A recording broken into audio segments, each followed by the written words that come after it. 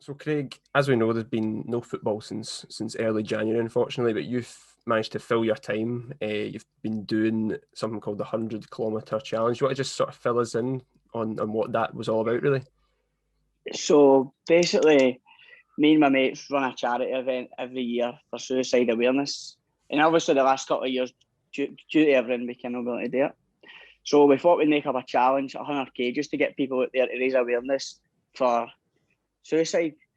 So what it was we asked people to get a t-shirt, which was charging a fiver for a t-shirt, put a t-shirt on, go out and walk, run 100k, and post your distances, your times, whatever, and just do what you could, basically. People were posting their times, and that was great. They were trying to beat their times, and that was brilliant. But we weren't expecting that. We just want people to get out there, basically, and raise awareness, because times aren't great now, and everybody knows that. So that's the reason behind it, really. Yeah, you kind of mentioned that there, like even before that this was always a problem, but now with the pandemic, it's kind of made everything a little bit worse for everyone, really. How important is it to, especially now, to get the word out there and get people talking? More important than ever, because you're stuck in the house yourself. But even just texting your mate, asking to go a walk, run, it's brilliant. It does so much for everybody's mental health. It helps so much. So that was a hopeful reason behind it. We were only actively do it to raise money for Chrissy's House. We were just doing it for awareness, to get people out there, to make things better, to try and get some fun into your life at this terrible time right now, basically. That was the reason behind it. Yeah, and it gets yourself and other people as well. It's good for your fitness, obviously, especially now when, like yourself, you kind of play football, and it gets the fitness up. But not only that, it helps a good cause as well, I suppose. Well, obviously it's different. Like match fitness to just running for the sake of running is a lot different. Like I know that firsthand, but I've been trying to do mine thing anyway, because I've got James constantly texting me on my back about doing this and that, and I think he sent about a 40-page document about running. Honestly, it was madness. So I've been doing mine thing anyway, but there was, as I was saying, there was people out there who you've never seen out there before, like, and see the support for the community through it. Like, you would go out and see your yellow t-shirt, and they were beating the horn, folk waving to you, people saying hi at you. So it was brilliant. So it felt like everybody pulled together. And as I was saying, there was people out there who you would never ever see out running. Like my dad went out a walk. My dad would never go out walking, you know what I mean? Everybody knows my dad, know he wouldn't go out a walk, but he done it. So I just thought it was brilliant. And I think the response we got for it was, honestly, it was crazy. We knew it spiraled out of control. That we had to get 3 more batches of t-shirts. I think it was about 400 t-shirts went out. And it was just mental. The phone was going constantly, so it was brilliant. And the challenge itself was, honestly, it was amazing. Like, to out with your mates, and your mates pushing you and challenging yourself against your mate, and that was quality, honestly. I made to start to a fish year, made it all right.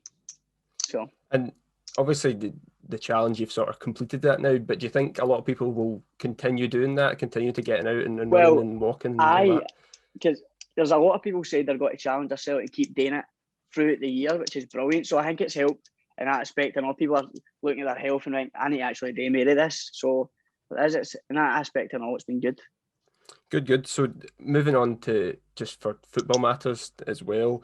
Obviously today we've had news that the Leagues One and Two and the Scottish Women's Premier League are returning. Sadly, nothing on the Lowland League yet. We know there's a meeting as we speak just now with the SFA. How hard has that been for you guys?